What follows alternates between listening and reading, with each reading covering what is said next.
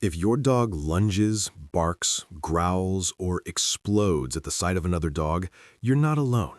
This behavior, often called reactivity, is one of the most frustrating and emotionally draining challenges dog owners face. Walks become stressful. You tense up every time another dog appears, and instead of enjoying time outdoors with your dog, you feel embarrassed, overwhelmed, or even defeated. But here's the most important thing you need to hear right now. Your dog is not bad, stubborn, or aggressive by default. Lunging is communication, and once you understand what your dog is really saying, real change becomes possible. Let's start by breaking down what reactive lunging actually is. A reactive dog is one that overreacts to certain triggers. Other dogs are the most common trigger, especially when your dog is on a leash.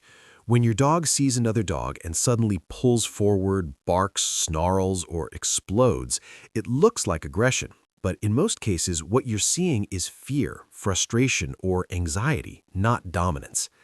Leashes play a huge role in this. On a leash, your dog cannot create distance. They can't approach freely, and they can't escape. That feeling of being trapped causes emotions to spike fast. The lunge is your dog's attempt to make the scary thing go away or to release pent-up tension. Many reactive dogs actually love other dogs off-leash, but lose control when restrained. Others have had negative past experiences, poor socialization, or simply sensitive temperaments. Some dogs are overwhelmed easily by movement, eye contact, or barking. The trigger might look small to us, but to your dog, it feels intense and urgent. Here's another truth most people miss. Reactive behavior is learned and reinforced over time. Think about what usually happens during a lunge. Your dog sees another dog, your dog lunges and barks, the other dog keeps moving and disappears. From your dog's perspective, the behavior worked. Lunging made the scary thing go away. So next time, the reaction comes faster, louder, and stronger. Meanwhile, as the handler, your body also changes. You grip the leash tighter, your breathing shortens, your heart rate increases. Dogs are incredibly skilled at reading human tension, and your stress tells your dog, yes, this moment is dangerous. Without realizing it, you're confirming their fear. That's why yelling, leash jerks, or punishment often make reactivity worse. Suppressing the reaction doesn't address the emotion behind it. You might stop the bark in that moment, but inside the fear is still building. Eventually, it bursts out even stronger. To truly stop lunging, we must change how your dog feels, not just how they act. And this is where hope comes in. Reactive dogs can absolutely improve. Many can walk calmly past other dogs, focus on their handler, and feel safe again. But the key is training that works with your dog's brain, not against it. In this training series, you're going to learn how to recognize early warning signs before a lunge happens. Stay under your dog's reaction threshold. Replace explosive reactions with calm, learned behaviors. Build trust, confidence, and emotional control step by step. Nothing here requires dominance, force, or expensive tools. It requires timing, consistency, and understanding. Before we move on to actual techniques, there's one mindset shift you must make. Progress is measured in calm moments, not perfection. Every time your dog notices another dog and doesn't explode, even for 1 second, that's a win. Those seconds add up, and with the right approach, lunging stops being your dog's default response. In the next part, we'll talk about the #1 mistake owners make with reactive dogs and how to instantly start setting your dog up for success on walks. If you've tried everything to stop your dog from lunging, yanking the leash, saying no, avoiding walks altogether, or hoping they'll just grow out of it, you're not failing. You're simply missing one critical piece that most dog owners are never taught. The biggest mistake people make with reactive dogs is waiting until the explosion happens before trying to fix it. By the time your dog is barking, lunging, or dragging you toward another dog, their brain is no longer thinking. At that moment, your dog is in pure survival mode. Training commands don't register, treats lose value, and your voice becomes background noise. That's why yelling heel, pulling harder on the leash, or trying to overpower your dog almost never works long term. You're stepping in after your dog has already emotionally lost control. To stop lunging, we must act before your dog crosses their reaction threshold. So, what is a threshold? A threshold is the distance at which your dog can still see another dog and remain somewhat calm. They might notice the other dog, their ears might perk up, their body may stiffen slightly, but they can still respond to you. That is the golden training zone. Once your dog crosses that invisible line, when staring locks in, breathing changes, and tension surges, the lunge is seconds away. Your job is not to push your dog past that line. Your job is to protect that calm space. This is where effective reactive dog training begins. The first step is distance management. Distance is not failure. Distance is safety. If your dog lunges at 10 feet, you train at 30 feet. If your dog reacts across the street, you train 2 streets away. That might feel excessive, but staying under threshold is what allows learning to happen. Now, here's the powerful part. Instead of correcting your dog for noticing another dog, you're going to reward them for noticing calmly.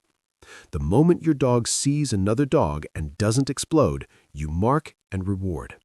That could be a calm yes, a click if you use a clicker, or a gentle praise, and then a high-value treat. You're teaching your dog a new emotional association. Other dog equals good things happen. This is called counter-conditioning, and it is one of the most proven methods for stopping leash reactivity. But timing matters. You must reward before barking or lunging starts. Even 1 second too late can reinforce the wrong behavior. That's why watching your dog's body language is essential. Look for early warning signs: freezing or slowing down, hard staring, closed mouth after being relaxed, raised hackles, weight shifting forward. These signs are your cue. As soon as you see them, create space and re-engage your dog. And here's another key rule most people overlook. Never pull your dog toward a trigger. Walking directly toward another dog when your dog is already tense is setting them up to fail. Instead, use gentle turns, U-turns, or side steps. Think of walks as controlled training sessions, not endurance tests. Another powerful tool is teaching a default focus behavior. This could be a simple "watch me," a name response, or a hand target. You practice this at home, then in low-distraction environments, and slowly bring it into real walks. The goal isn't to force attention. The goal is to give your dog something safe and familiar to do when they feel unsure. Over time, your dog learns, when another dog appears, I check in with my human instead of exploding. That shift is life-changing. Remember, reactivity doesn't disappear overnight, but with consistent threshold-based training, the intensity lowers, the recovery time shortens, and your dog starts thinking again, even around other dogs. In the next part, we'll cover advanced strategies, real-world walking setups, and how to handle surprise encounters without meltdowns. By now, you understand why your dog lunges and how working under threshold changes everything. But real life doesn't happen in perfect training setups. Dogs appear suddenly, corners are blind. Not every walk goes according to plan. That's why this final part focuses on real-world strategies, the ones that keep you calm, protect your dog, and maintain progress even when things go wrong. Let's start with surprise encounters because they're inevitable. You turn a corner and suddenly another dog is right there. Your heart jumps, your dog stiffens. This is not the moment to freeze or panic. Instead, you need a simple, practiced emergency response. The first rule: create distance immediately. This might mean making a fast U-turn, stepping behind a parked car, crossing the street, calmly moving into a driveway or doorway. Distance breaks intensity. Even a few extra feet can keep your dog under threshold. The second rule: keep your leash calm. Tight, jerky leash movements communicate danger. Instead, shorten the leash smoothly, keep it close to your body, and move with purpose. Your calm movement tells your dog, "I've got this." Next, let's talk about your walking setup, because it matters more than people realize. Use a secure front clip harness or well-fitted equipment that gives you control without causing pain. Avoid tools that rely on discomfort or fear. They may suppress behavior short-term, but they often increase anxiety underneath, and anxiety fuels reactivity. Structure your walks intentionally. Not every walk needs to be long. Some walks are training walks, focused on calm exposure. Others can be decompression walks in quiet areas where your dog can relax and sniff without pressure. Sniffing is incredibly valuable for reactive dogs. It lowers heart rate, releases tension, and helps your dog self-regulate. When possible, let your dog sniff before and after passing triggers. A calm brain learns faster. Now, let's talk about setbacks, because they will happen. Your dog will have bad days. You will have bad days. Progress is not a straight line. A bad reaction does not erase your training. What matters most is recovery time. Early in training, a reaction may ruin the entire walk. Later, your dog might recover in minutes or seconds. That's real improvement. Instead of asking, "Did my dog react?" ask, "How fast did my dog calm down?" That shift keeps you motivated and focused on progress, not perfection. Another essential piece of long-term success is predictability and trust. When your dog trusts that you'll keep them safe, that you won't force them into overwhelming situations, their need to react decreases. Every time you create space, advocate for your dog, and stay calm, you build that trust.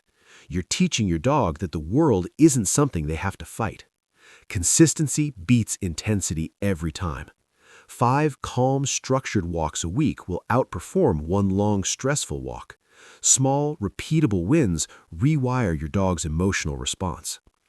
Finally, remember this. Reactive dogs are often sensitive, intelligent, and deeply loyal. Their intensity is not a flaw, it's energy without guidance. When you give that energy direction, clarity, and safety, transformation happens. Walking past another dog without lunging won't feel dramatic at first, but one day you'll realize you're breathing easier, your shoulders are relaxed, and your dog is walking beside you, calm, focused, and connected. That's not luck, that's training done right.